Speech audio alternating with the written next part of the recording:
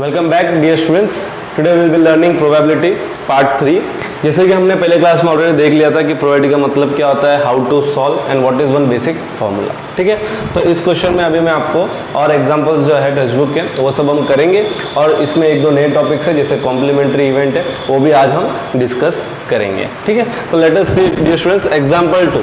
क्या लिखा है, अ bag contains a red ball, एक रेड बॉल है, अ मतलब एक, ठीक है, एक रेड बॉल है, अ ब्लू बॉल मतलब एक ब्लू बॉल है, ठीक है, एंड अ येलो बॉल मतलब एक येलो बॉल भी है। All the balls being of the same size मतलब सारे के सारे बॉल्स जो है सेम साइज के। Kritika take out a ball from the bag without looking into it. तो कृतिका नाम की एक लड़की है जो बैग में से बिना देखे एक बॉल उठा रही है। ठीक है, what is the probability that she takes out, question number 1 yellow ball, question number 2 red ball, question number 3 blue ball. ठीक है, तो 3 बॉल है सबसे पहले तो हम इस क्वेश्चन में लिखेंगे कि टोटल नंबर ऑफ आउटकम्स। सबसे पहले ये लिखेंगे कि कितने आउटकम्स पॉसिबल है। 3 बॉल है, तीनों एक एक बॉल है और टोटल आउटकम्स इज 3। फिर कैसे लिखेंगे हम बच्चों, ये देखो प्रेजेंटेशन भी नोट करो। We know that probability of any event is equals to number of favourable outcomes upon total possible outcomes हर क्वेश्चन में ये फॉर्मूला लिखना है, चाहे उसके अंदर सब क्वेश्चन 3 हो, 1 ही हो, 2। ठीक है, अब हम स्टार्ट करेंगे। फर्स्ट क्वेश्चन जो है हमको probability of getting yellow ball लेना है। अब बताओ बच्चों येलो बॉल कितने, एक ही येलो बॉल है, हमको एक ही येलो बॉल चाहिए तो ऊपर आ जाएगा 1 और टोटल है 3, सो 1/3। Question number 2, what is the probability of getting a red ball, red ball, तो रेड भी एक है तो 1/3। Next third question, what is the probability of getting blue ball, तो ब्लू भी एक ही है इसलिए 1/3। तो समझ रहे हो बच्चों, बैग में सिर्फ एक रेड बॉल था, एक ब्लू बॉल था और एक येलो बॉल था, तो तीनों मिला के टोटल हो गए 3, इसलिए हमारा टोटल आउटकम्स कितने हो सकते हैं 3। अगर हमको येलो चाहिए तो येलो का एक ही केस है तो 1/3। हमको रेड चाहिए तो रेड का भी एक ही केस है तो 1/3। हमको ब्लू चाहिए तो ब्लू का भी एक ही केस है। तो ऐसे क्वेश्चंस आपको घुमा फिरा के पूछ सकते हैं कि रेड के 5 बॉल है, ब्लू के 6 बॉल है, येलो के 7 बॉल है। ठीक है, find the probability of getting the red ball, इस तरीके से आपको क्वेश्चंस पूछ सकते हैं। तो ये हो गया सिंपल सा एग्जाम्पल। अब जो नेक्स्ट एग्जाम्पल है उसकी तरफ बढ़ते हैं। Example number 3। Next let us discuss example number 3। अब ये क्वेश्चन इंपॉर्टेंट है क्योंकि यहाँ से हम समझने वाले वाटर कॉम्प्लीमेंट्री इवेंट्स। ठीक है, देखो suppose we throw a die once, die मतलब डाई को एक ही बार थ्रो किया, तो डाई को एक ही बार थ्रो करेंगे तो हमको पता है कि टोटल नंबर ऑफ आउटकम्स क्या लिख देंगे। ठीक है, टोटल नंबर ऑफ आउटकम्स कितने होंगे, एक बार डाइस को थ्रो करेंगे तो 6, और वो क्या है उसको हम सैंपल स्पेस करके लिख देंगे। Sample space is equal to 1 2 3 4 5 6। आपको डाइस और कॉइन का केस आए तो सैंपल स्पेस लिखना है। ठीक है, और टोटल नंबर ऑफ आउटकम्स कितने हैं वो लिखने हैं। तो एक ही बार डाई को थ्रो किया हमने तो total number of outcomes are 6। ठीक है, अब ये दो क्वेश्चन को ध्यान से देखो। ठीक है, फर्स्ट क्वेश्चन क्या है, यहाँ पे वापस लिख देंगे formula. We know that probability of event is equals to number of favourable outcomes. ठीक है, हर क्वेश्चन में आपको फॉर्मूला लिख के बताना है, number of favourable outcomes upon total possible outcomes अब फर्स्ट क्वेश्चन क्या है, what is the probability of getting number greater than 4। तो ब्रैकेट में हम लिखेंगे probability of getting greater than 4। अब ग्रेटर देन 4 मतलब कौन से नंबर्स है, 4 से बड़े। ठीक है, 4 में काउंट नहीं करना है, 4 से बड़े। तो 4 से बड़े कौन है, 5 और 6, तो 2 ही है, 2/6। Answer is 1/3। ठीक है, अब दूसरा देखोगे, what is the probability of getting a number less than और इक्वल टू 4, मतलब 4 या 4 से कम। तो ब्रैकेट में लिखेंगे लेस देन और इक्वल टू 4, मतलब 4 के बराबर होना चाहिए या 4 से कम होना चाहिए। तो 4 को काउंट कर सकते हैं हम यहाँ पे, तो 4 3 2 1, तो कितने हो जाएंगे 4/6, दैट इज 2/3। 3। अब आपको कुछ नोटिस करना है इसमें, क्या नोटिस करना है कि ये जो दोनों क्वेश्चन है ये एक दूसरे के ऑपोजिट है। क्या है?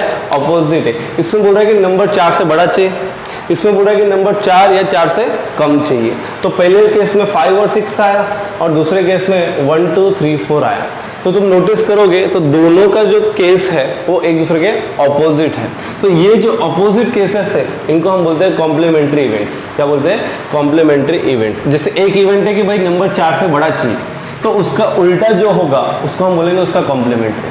क्या बोलेंगे? उसका कॉम्प्लीमेंट्री। तो ये क्वेश्चन से हमें आइडिया तो आ ही रहा है। अब हम इसके ऊपर और डिटेल में डिस्कस करते हैं। ठीक है, बोर्ड रफ कर देते हैं।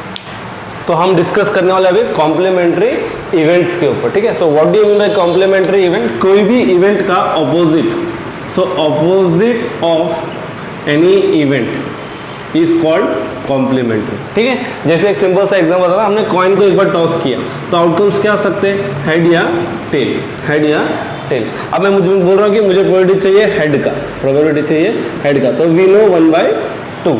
अब मुझे हेड नहीं चाहिए तो हेड का उल्टा क्या है यहाँ पे? टेल। बराबर, हेड नहीं चाहिए मतलब क्या आएगा? टेल ही आएगा। सो प्रोबेबिलिटी ऑफ नॉट हेड लिखेंगे। क्या लिखेंगे? Not head. नॉट हेड मतलब हेड नहीं चाहिए, मतलब इसका उल्टा। इसका उल्टा मतलब वो चीज को छोड़ के बाकी जो भी है वो सब। ठीक है, तो यहाँ पे हेड को छोड़ के क्या बचेगा? टेल। तो टेल का प्रोबेबिलिटी क्या होगा? 1/2। तो कोई इवेंट का ऑपोजिट ये जो है नॉट हेड, इसको हम बोलते हैं कॉम्प्लीमेंट्री इवेंट। ठीक है, सो प्रोबेबिलिटी ऑफ ई मतलब कोई इवेंट का, और प्रोबेबिलिटी ऑफ नॉट ई क्या लिखेंगे? नॉट ई। अब नॉट ई को हम ऐसे भी लिख सकते हैं, प्रोबेबिलिटी ऑफ ई और उसके ऊपर एक बार बना देंगे, उसके ऊपर एक क्या बना देंगे? बार बना देंगे। अब एक चीज इनके बारे में आपको समझने का इंपॉर्टेंट ये है कि ई या नॉट ई दोनों में से कोई एक ही हो सकता है हमेशा, दोनों तो एक साथ नहीं हो सकते ना। या तो ई होगा, अगर ई नहीं होगा तो नॉट ई होगा। समझ में आया? या तो हेड आएगा, हेड नहीं आएगा तो टेल आएगा। तो जब टेल आ रहा है that is known as not head, not head, उसका ऑपोजिट। ठीक है, तो अब एक चीज नोट करो कि ये दोनों का जो प्रोबेबिलिटी का सम होगा, ये फॉर्मूला आपको लर्न करना है। P of E plus P of E bar, E bar मतलब complement of E will always be 1, will always be 1। दोनों का प्रोबेबिलिटी को अगर आप ऐड करोगे तो आंसर जो है हमेशा 1 आएगा। तो इसमें से अगर आपको एक दिया है, दूसरा ढूंढने बोले तो हम सीधा ये फॉर्मूला यूज करेंगे और सॉल्व करेंगे। ठीक है डियर स्टूडेंट्स, समझ में आ रहा है? कॉम्प्लीमेंट्री का मतलब क्या होता है? ऑपोजिट, कोई इवेंट का उल्टा। बराबर, जैसे हमने डाइस का लिया था, उसने पहले क्वेश्चन बोला था कि number greater than 4, number greater than 4। तो नंबर ग्रेटर देन 4 में हमने क्या लिया? 5 और 6 लिया था, याद है? और सेकेंड क्वेश्चन पूछा था कि लेस देन और इक्वल टू 4, लेस देन कम या उसके इक्वल टू 4। तो उसमें क्या लिया हमने? 1 2 3 4। अब देखो एक बार डाइस थ्रो करेंगे तो 1 2 3 4 5 6 आएगा। 5 6 इसके अंदर आ गया है। अब इसका उल्टा मतलब 5 6 को छोड़ के बाकी जो भी है, तो बाकी जो भी क्या है? 1 2 3 4। तो इसलिए ये दोनों जो थे कॉम्प्लीमेंट्री इवेंट्स, क्या थे? कॉम्प्लीमेंट्री। कॉम्प्लीमेंट्री को कैसे लिखते हैं हम? नॉट ई लिखते हैं। अगर प्रोबेबिलिटी ऑफ ई है तो इसको लिखेंगे प्रोबेबिलिटी ऑफ नॉट ई। ठीक है, अगर प्रोबेबिलिटी ऑफ ए है तो plus probability of A bar बोलो या नॉट ए बोलो। ठीक है, both are same, is always equal to 1। You have to learn this formula. ये फॉर्मूला हमें काम आएगा जब भी हमको एक ऑलरेडी पता है और दूसरा हमें ढूंढना है। ठीक है, और बहुत सारे एग्जांपल्स हम ले सकते हैं। जैसे दो स्टूडेंट्स खेल रहे हैं चेस। ठीक है, दो स्टूडेंट्स खेल रहे हैं चेस, मान लो ड्रॉ होगा नहीं और दोनों में से किसी एक को जीतना है। ठीक है, तो दो स्टूडेंट को हम ले लेते हैं रवि एंड राहुल, रवि एंड राहुल। तो या तो रवि जीतेगा या तो राहुल जीतेगा, है क्या? दोनों में से कोई एक ही जीत सकता है। तो प्रोबेबिलिटी ऑफ रवि जीतेगा 1/2 और प्रोबेबिलिटी ऑफ राहुल जीतने के, दोनों का प्लस करोगे तो आंसर विल बी 1। मतलब ये दोनों क्या हो गए? कॉम्प्लीमेंट्री हो गए। दोनों एक साथ तो जीतेंगे नहीं चेस के गेम में तो, और दोनों एक साथ हारेंगे भी नहीं, दोनों में से कोई एक ही जीतेगा। और अगर रवि जीत रहा है, अब इसका उल्टा मतलब रवि नहीं जीत रहा है, रवि नहीं जीत रहा है मतलब कौन जीतेगा? राहुल जीतेगा। तो कोई भी इवेंट का आपको उल्टा अगर बोले तो that is known as complementary. और कॉम्प्लीमेंट्री को हम क्या कैसे डिनोट करते हैं? नॉट ई लिखा होगा क्वेश्चन में या ए के ऊपर बार होगा। बार का मतलब समझ जाना है कि वो कॉम्प्लीमेंट्री है। ठीक है डियर स्टूडेंट्स, ये एक फॉर्मूला है that is important to you. Done. तो जैसे कि हमने कॉम्प्लीमेंट्री इवेंट के बारे में समझ लिया, ठीक है। अब दो टॉपिक और है, एकदम सिंपल सा टॉपिक है, देख लेते हैं। Impossible event. इम्पॉसिबल का क्या मतलब होता है कि जो चीज नहीं हो सकता। आपको मालूम है डियर स्टूडेंट्स कि प्रोबेबिलिटी ऑफ एनी इवेंट, कोई भी इवेंट का जो प्रोबेबिलिटी है वो 1 या 1 से कम होगा, 0 या 0 के बड़ा होगा, है कि नहीं। ये हमने जब स्टार्टिंग वीडियो किया तभी हमने प्रोबेबिलिटी का रेंज जो है वो पढ़ लिया था कि probability of any event will always be less than और इक्वल टू 1, ग्रेटर देन और इक्वल टू 0, ठीक है। अब अगर what happens if probability of any event is 0, 0 मतलब क्या, वो चीज होने के चांसेस 0 है, मतलब वो चीज हो ही नहीं सकता। जैसे कि एग्जांपल मैं आपको बताता हूँ कि आपका हमने टेस्ट लिया 50 मार्क में से, तो क्या 50 में से आपके 51 मार्क्स आ सकते हैं? So that event is not possible. So getting 51 marks in a test of 50 marks, तो 50 मार्क का टेस्ट है, आपको 51 मार्क्स लाने हैं, तो ये क्या चीज पॉसिबल है? So this thing is not possible. तो जो चीज हो ही नहीं सकता उसका प्रोबेबिलिटी डायरेक्ट क्या हो जाता है? 0 हो जाता है। और जिसका प्रोबेबिलिटी 0 है उसको हम बोलेंगे इम्पॉसिबल इवेंट। इम्पॉसिबल इवेंट इसलिए क्योंकि ये चीज हो ही नहीं सकता, तो पॉसिबल ही नहीं है। जैसे मैं बोलूं कि find the probability of the sun rising in the west, sun rising in the west. अब ऐसे क्वेश्चंस पूछ लेते कभी कभी बोर्ड में, ठीक है। अब बताओ सन कहाँ से राइज होता है? ईस्ट से राइज होता है, तो क्या सन वेस्ट में राइज होने का प्रोबेबिलिटी हम ढूंढ सकते हैं? ये चीज तो होगा ही नहीं, कभी कभी होगा ही नहीं, मतलब उसका प्रोबेबिलिटी क्या हो गया? 0 हो गया। प्रोबेबिलिटी 0 मतलब उससे हम क्या बोलेंगे? इम्पॉसिबल इवेंट बोलेंगे। क्या बोलेंगे हम? इम्पॉसिबल इवेंट बोलेंगे। तो इम्पॉसिबल इवेंट का मतलब यही है कि जो चीज हो नहीं सकता उसका प्रोबेबिलिटी हमेशा 0 होगा, ठीक है। If P of A is equals to 0 then it is impossible event, then it is impossible event, ठीक है। वैसे एक है श्योर या सर्टेन इवेंट, मतलब श्योर हमको पता है 100% कि ये होगा, या सर्टेन इवेंट इसका प्रोबेबिलिटी हमेशा 1 आएगा, इसका प्रोबेबिलिटी हमेशा 1 है, क्योंकि हमको पता है कि ये होगा ही होगा। जैसे कि हमने कॉइन को टॉस किया तो मुझे चाहिए हेड और टेल, हेड या टेल दोनों में से कोई एक चाहिए, मुझे चलेगा। तो ऑब्वियस बात है कॉइन को टॉस करेंगे तो या तो हेड आएगा या तो टेल आएगा। तो जो चीज हमको पता है कि वही होने वाला है, ठीक है, that is known as sure या सर्टेन इवेंट। मतलब आप बोल सकते हैं कि 100% कि हमको पता है। जैसे आपने एग्जाम दे दिया, आप बोलते हो कि सर 100% में पास हो जाऊंगा, मतलब क्या है कि आपको पता है श्योर हो आप कि आप पास होने वाले हो। So the probability of any event is equals to 1, then it is known as sure, या इसका दूसरा नाम है सर्टेन। बराबर, श्योर भी बोल सकते हैं या सर्टेन भी बोल सकते हैं। For example the sun rising in the east, तो सन तो ईस्ट से ही राइज होगा, इसमें बोलने की क्या बात है, ये तो 100% श्योर है, तो उसका प्रोबेबिलिटी क्या होगा? 1 होगा। ऐसा क्लियर है? तो इम्पॉसिबल आपको याद रखना है, श्योर या सर्टेन आपको याद रखना है, कॉम्प्लीमेंट्री मतलब एक दूसरे के ऑपोजिट, ठीक है। Now tell me dear students, what is the complementary of impossible? Impossible मतलब हो ही नहीं सकता, उसका उल्टा क्या है कि 100% होगा, तो श्योर इवेंट। तो ये दोनों एक दूसरे के लिए कॉम्प्लीमेंट्री होगी। जैसे श्योर है, श्योर मतलब क्या? 100% हमको मालूम है ये होगा। अब इसका कॉम्प्लीमेंट्री, इसका कॉम्प्लीमेंट्री मतलब इसका उल्टा। अगर ये 100% हो सकता है तो इसका उल्टा क्या होगा? भाई नहीं होगा, 0%, ठीक है। तो याद रखना कभी भी probability of A plus probability of A complement will be equals to 1। अगर एक 0 है दूसरे को क्या होना चाहिए? 1 होना चाहिए, तो 0 + 1 ही 1 होगा। तो इम्पॉसिबल इवेंट अगर आप लोगे तो उसका कॉम्प्लीमेंट्री है श्योर। अगर श्योर आप ले रहे हो तो उसका कॉम्प्लीमेंट्री है इम्पॉसिबल। तो in short impossible event is complementary of sure, sure event is complementary of impossible event, ठीक है। डियर स्टूडेंट समझ में आ रहा है? अच्छे से इसको समझो, कॉम्प्लीमेंट्री क्या होता है, ये फॉर्मूला जो है आपको काम आएगा काफ़ी क्वेश्चंस को सॉल्व करने में, ठीक है। इम्पॉसिबल का मतलब जो चीज़ होगा नहीं, श्योर मतलब 100% होगा, तो इसका प्रोबेबिलिटी 0 है, इसका प्रोबेबिलिटी 1 है। 0 + 1 करेंगे तो 1 आ जाएगा। कोई भी दो प्रोबेबिलिटी का सम करने पे 1 आ रहा है तो उन दोनों को हम बोल सकते हैं एक दूसरे के कॉम्प्लीमेंट्री है। क्लियर? आगे बढ़ते हैं और एग्जांपल्स। सो जैसे हमने कॉम्प्लीमेंट्री के बारे में समझ लिया, अब एक क्वेश्चन करते हैं, एग्जांपल नंबर 4, ठीक है। तो 1 card is drawn from A well shuffled deck of 52 cards. तो ये प्लेइंग कार्ड्स का बता रहे हैं जिसमें टोटल 52 कार्ड्स होते हैं, वो हमको ऑलरेडी पता ही है, ठीक है। Calculate the probability that the card will be, first question है, बी एन एस सेकंड है नॉट बी एन एस, तो जब ये आप एस का ऑलरेडी ढूंढ रहे हो, अब वो बोल रहे हैं नॉट एस, तो ये पहले का क्या हो जाएगा, कॉम्प्लीमेंट्री हो जाएगा, तो हम डायरेक्ट फॉर्मूला लगा के सॉल्व कर सकते हैं। तो ये आपको क्वेश्चन देखना है, एस और यहाँ पे लिखा है नॉट बी एन एस, तो नॉट आ गया मतलब क्या है कि वो उसका उल्टा है, उल्टा है मतलब क्या हो गया, कॉम्प्लीमेंट्री। ठीक है, तो अब हम सॉल्व करते हैं। तो सबसे ज़्यादा लिखेंगे कि total number of outcomes, cards में कितने होते हैं बच्चों, कार्ड्स में होते हैं हमारे 52 कार्ड्स, इसलिए पहले हमने कार्ड्स के बारे में पूरा समझ लिया था। ठीक है, फिर लिख देंगे वी नो दैट, फॉर्मूला लिख देंगे प्रोबेबिलिटी का, प्रोबेबिलिटी ऑफ एनी इवेंट, मुझे सभी के आंसर्स इसी फॉर्म में चाहिए, टोटल लिखना है, कॉइन और डाइस हो तो सैंपल स्पेस लिखना है, उसके बाद ये फॉर्मूला लिखना है, we know that probability of any event is equals to number of favourable outcomes, number of favorable outcomes upon total number of total possible outcomes, total possible outcomes। ठीक है, अब पहला क्वेश्चन क्या बोला है, probability of getting an S.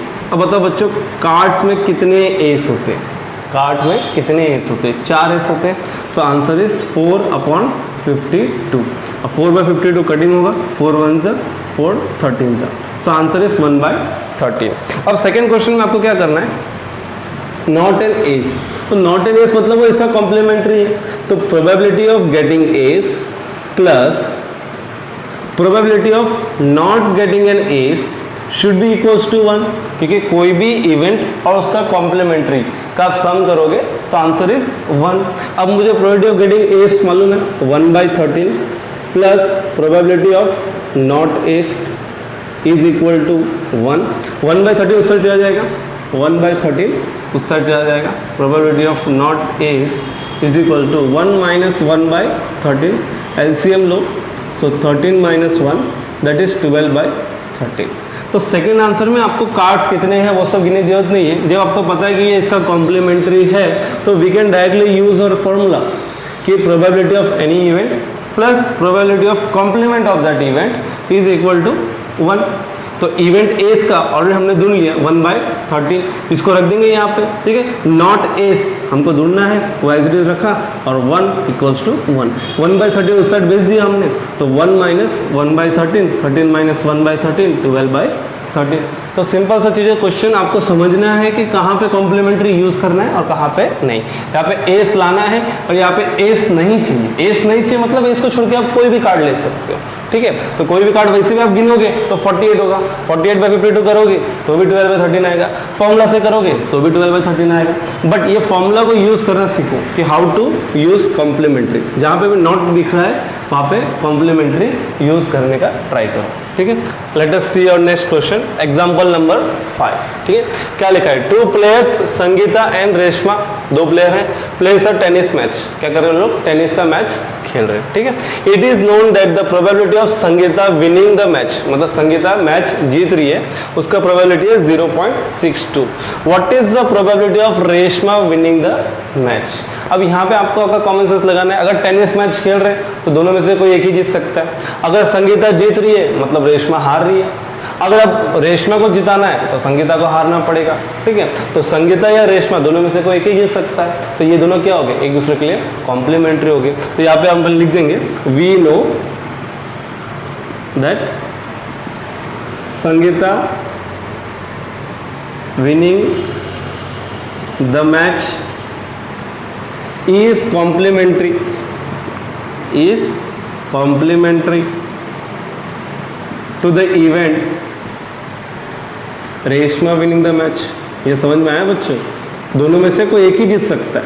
ठीक है, दोनों में से कोई एक ही हो सकता है, रेशमा विनिंग द मैच, और दोनों एक दूसरे के लिए उल्टा है। जैसे रेशमा अगर मैच जीत रही है तो संगीता को हारना पड़ेगा, संगीता अगर मैच जीत रही है मतलब रेशमा को हारना पड़ेगा। टेनिस मैच में कोई एक ही जीत सकते हैं।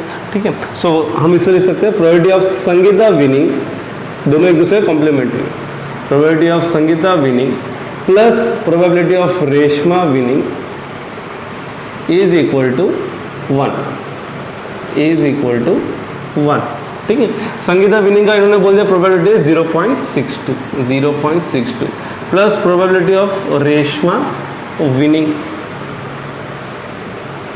इज इक्वल टू 1, 0.62 उधर चला जाएगा। So probability of Reshma winning will be 1 minus 0.62, that is 0.38। आपका आंसर आ गया। ठीक है, इसमें आपका ऐसे पूछ सकते हो what is the probability of Reshma losing the match. Reshma हार रही है मतलब संगीता जीत रही है, वापस 0.62 हो जाएगा।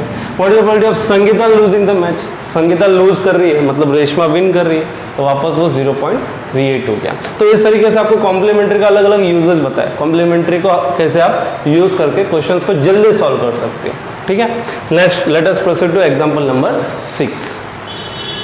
सो this is another important question, example 6। यहाँ पे बोला कि Savita and Hamida are friends, दो फ्रेंड्स हैं। ठीक है, what is the probability that both will have different birthdays, दोनों का बर्थडे अलग अलग दिन पे आना चाहिए एक साल में। ठीक है, सेकेंड है कि दोनों का बर्थडे सेम दिन पे आना चाहिए, ignoring a leap year, ignoring a leap year.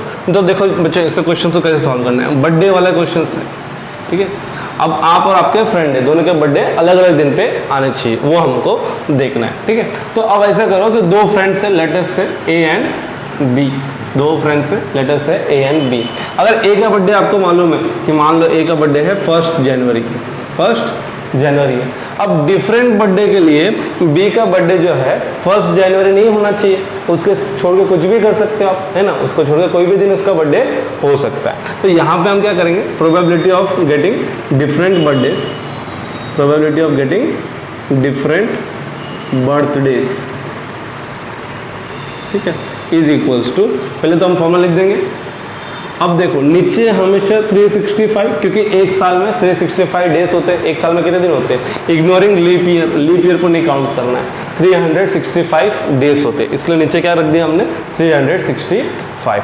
अब जैसे मैंने बताया कि ए का बर्थडे अगर आप फिक्स कर लेते हो तो बी का बर्थडे तो एक दिन छोड़ के कोई भी दिन हो सकता है, तो कोई भी दिन मतलब टोटल 365 में से एक दिन छोड़ दो तो कितने दिन बचेंगे, 364। तो 364 डेज में कोई भी बर्थडे बी का हमें चलेगा। सो दैट्स वाई यहाँ पे जो आएगा 364 आएगा।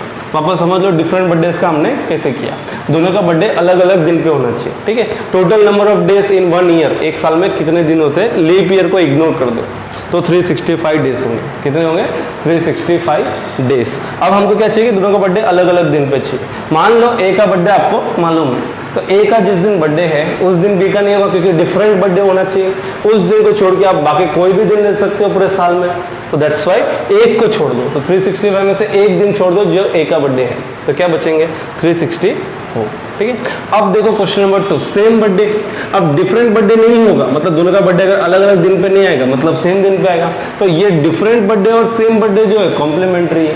तो सेकेंड क्वेश्चन में आप कॉम्प्लीमेंट्री लगाओ, probability of getting same birthday, या तो दोनों का बर्थडे सेम दिन पे होगा या तो नहीं होगा। So probability of getting different birthday, both are complement, both are complement, should be equal to 1, should be equal to 1। Same birthday का हमको ढूंढना है, डिफरेंट का तो 364/365 है, इज इक्वल टू 1। 364/365 सट जाएगा तो क्या हो जाएगा, 1 माइनस 364/365, दैट इज 1/365। तो इस तरीके से हम बर्थडे वाला क्वेश्चन सॉल्व करेंगे। पहले डिफरेंट बर्थडे वाला खुद से समझ लो, ठीक है, कैसे किया हमने। उसके बाद सेम बर्थडे चाहिए, उसके लिए हमने कॉम्प्लीमेंट्री लगाया। अब कॉम्प्लीमेंट्री आपके दिमाग में आना चाहिए कि दोनों का बर्थडे अलग अलग दिन पे नहीं होगा, नहीं होगा तो क्या होगा, अलग अलग दिन पे बर्थडे नहीं है मतलब सेम दिन पे बर्थडे होगा। दोनों में से कोई एक ही चीज़ पॉसिबल है ना, या तो सेम दिन पे दोनों का बर्थडे होगा या अलग अलग दिन पे होगा। इसका प्रोबेबिलिटी ढूंढ लिया तो आप कॉम्प्लीमेंट्री लगाएंगे। उसका उल्टा ये है, डिफरेंट बर्थडेज नहीं है तो सेम बर्थडे होगा, सेम बर्थडे नहीं है दोनों का तो डिफरेंट बर्थडे होगा। ये कॉमन सेंस की चीज़ है, इसलिए हमने कॉम्प्लीमेंट्री लगाया। ठीक है, इंपॉर्टेंट क्वेश्चन है एग्जाम्पल नंबर 6। तो हमने एग्जाम्पल 6 तक किया था और हम सीधा कर रहे हैं अब एग्जाम्पल 10। एग्जाम्पल 7, 8, 9 इजी क्वेश्चन है, आप खुद से ट्राई कर सकते हो। वीडियो को शॉर्ट रखने के लिए वो इजी क्वेश्चंस मैं नहीं बता रहा हूँ। ठीक है, फिर भी कोई डाउट हो तो आप पर्सनली मुझे पूछ सकते हो। एग्जाम्पल 10 क्या लिखा है देखो, वैसे तो यहाँ पे स्टार मार्क लिखा है और लिखा हुआ एग्जाम में not from the examination point of view, लेकिन प्रोबेबिलिटी एक ऐसा चैप्टर है जिसमें से हमें कुछ भी पूछ सकते हैं, जिसमें से हमें कुछ भी पूछ सकते हैं। तो हम प्रोबेबिलिटी में कुछ छोड़ेंगे नहीं, A to Z सब कंप्लीट करेंगे। In a musical chair game एक म्यूजिकल चेयर गेम है। The person playing the music, ठीक है, जो पर्सन म्यूजिक प्ले कर रहा है, has been advise to stop playing the music at any time within 2 minutes after she starts playing. मतलब जो म्यूजिकल चेयर गेम में है उसमें जैसे ही म्यूजिक स्टार्ट होता है तो 2 मिनट में वो कभी भी बंद कर सकते हैं म्यूजिक को, ठीक है। So what is the probability that the music will stop with in the first half minute after starting. मतलब अब यहाँ पे हम देखेंगे कि पहले आधे मिनट में वो म्यूजिक को रोक देना चाहिए, ठीक है। सो टोटल टाइम जो है, टोटल जो टाइम है वो 2 मिनट्स का है यहाँ पे। तो 2 मिनट्स को अगर हम सेकेंड्स में लेते हैं तो 2 × 60 seconds, so 2 × 60 that is 120 seconds है मेरे पास, ठीक है। वो चाहते हैं कि पहले हाफ मिनट में ही, फर्स्ट हाफ मिनट में ही म्यूजिक रुक जाना चाहिए। 1 मिनट में 60 सेकेंड्स होते हैं, तो फर्स्ट हाफ मिनट, आधे मिनट में कितने होंगे? So in half minute we have 1/2 × 60 that is 30 seconds. तो चाहते हैं कि पहले 30 सेकेंड्स में म्यूजिक को रोक दे और टोटल उनके पास है 120 सेकेंड कहीं पे भी रोक सकते हैं। तो देयरफॉर फॉर्मूला लिखेंगे, फिर लिख देंगे probability of stopping in first half minute will be equal to 30/120, 0 cut कर देंगे, 3/12 दैट इज 1/4। तो ये हो जाएगा हमारा आंसर, ठीक है। तो म्यूजिकल चेयर का गेम था, 2 मिनट का टोटल टाइम था, तो 2 मिनट का टोटल टाइम को हमने कर दिया 120 सेकेंड और पहले आधा मिनट में रोकना है, तो पहले हाफ मिनट मतलब 30 सेकेंड्स, तो दोनों को हमने सेकेंड्स में कन्वर्ट कर लिया तो इजी से सॉल्व हो गया, ठीक है। तो इस तरीके से हम सॉल्व कर सकते थे। Late us proceed further. 7, 8, 9 जो क्वेश्चन है वो खुद से ट्राई करो, ठीक है। Late us proceed further. Again example number 11 लिखा है टेक्स्ट बुक में, not from the examination point of view. फिर मैं बता रहा हूँ क्योंकि ऐसे क्वेश्चंस भी बोर्ड में पूछे गए हैं जिसमें एरिया यूज होता है, ठीक है। तो अब मिसिंग हेलीकॉप्टर, एक हेलीकॉप्टर जो था मिसिंग था, it is reported to have crash somewhere in the rectangle. तो उस पूरे रेक्टेंगल में कहीं ना कहीं गिरा था, ठीक है, जो हेलीकॉप्टर मिसिंग था। तो what is the probability that it crashed inside the lake, मतलब क्या प्रोबेबिलिटी है कि वो पानी में गिरा हो, यहाँ पे लेक है उसमें गिरा हो, ठीक है। तो ऐसे क्वेश्चन में क्या करेंगे हम, एरिया ढूंढेंगे। क्या ढूंढेंगे? एरिया ढूंढेंगे। अब जो हमारा हेलीकॉप्टर था वो तो कहीं पे भी गिर सकता था पूरे रेक्टेंगल में। So what is the area of the rectangle? So total area of rectangle. तो रेक्टेंगल का एरिया ढूंढने का फॉर्मूला क्या था हमारा? Length into breadth. तो यहाँ पे जो हमारा लेंथ है दैट इज 9 और जो ब्रेथ है that is 4.5। So you get 9 × 4.5। सो 9 5 जा 45, 9 4 जो 36 एंड 4, तो कितना हो जाएगा 40। सो 40.5 किलोमीटर स्क्वायर इतना एरिया जो है पूरे रेक्टेंगल का है। तो इस पूरे रेक्टेंगल में कहीं ना कहीं आपका हेलीकॉप्टर गिरा हुआ है, बराबर। तो अभी हमको ये बताना कि वो लेक में गिरा उसका प्रोबेबिलिटी क्या है। सो हमको ढूंढना पड़ेगा area of lake, area of lake. तो देख लो क्वेश्चन जो है एरिया के रिलेटेड, तो आपको एरिया ढूंढना है। तो ये जो एरिया है इसको कैसे ढूंढोगे? टोटल 9 है ये लेंथ, ठीक है, उसमें 6 इसने ले लिया तो इसका कितना बचेगा? 3 किलोमीटर बचेगा। तो इसका हमको जो लेंथ मिल गया वो 3 मिल गया। 4.5 जो आप देख रहे हो इसका ब्रेथ है, ठीक है, 4.5 में से इसने 2 किलोमीटर्स ले लिया तो कितना बचेगा हमारे पास? 2.5 किलोमीटर। तो लेंथ मिल गया उसका 3 और ब्रेथ मिल गया उसका 2.5। तो again area of lake is length into breadth 3 × 2.5. So we get 7.5 kilometre square. So this is the area of the lake. तो आप कैसे लिखेंगे? आप फॉर्मूला लिख देंगे, पहले लिखेंगे probability of helicopter crashing in the lake, crashing in lake, lake में गिरा हो उसका प्रोबेबिलिटी क्या हो जाएगा? Area of lake, area of lake upon total area of rectangle, total area of rectangle, ठीक है। So that we get as 7.5 divide by 40.5, दोनों का पॉइंट हम निकाल सकते हैं। 75/405, सो 5 15 जा और ये हो जाएगा 5 81 जा। सो 15/81 को अगर हम वापस सॉल्व कर लेंगे सो इट इज़ 3 5 जा एंड 3 27 जा। सो 5/27 शुड बी आवर आंसर। ठीक है।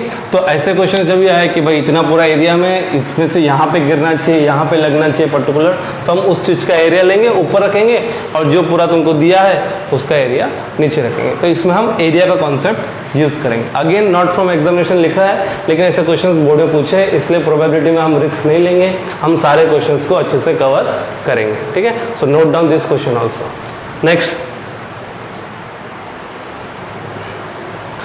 नेक्स्ट एग्जाम्पल नंबर 12, इसमें बोला है अ कार्टून कंसिस्ट ऑफ, यहाँ पे कार्टून मतलब एक बॉक्स होता है, ठीक है।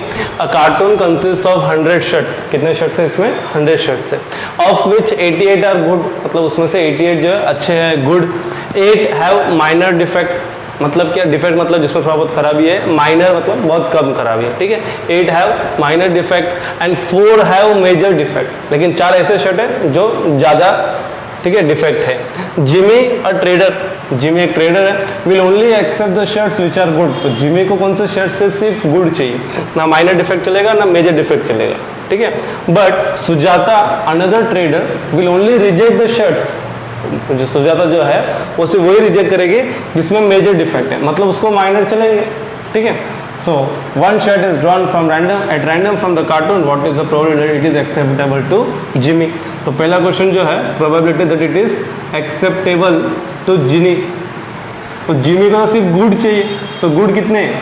88/100, तो इसको अगर हम ले लेंगे पॉइंट में तो 0.88, ठीक है।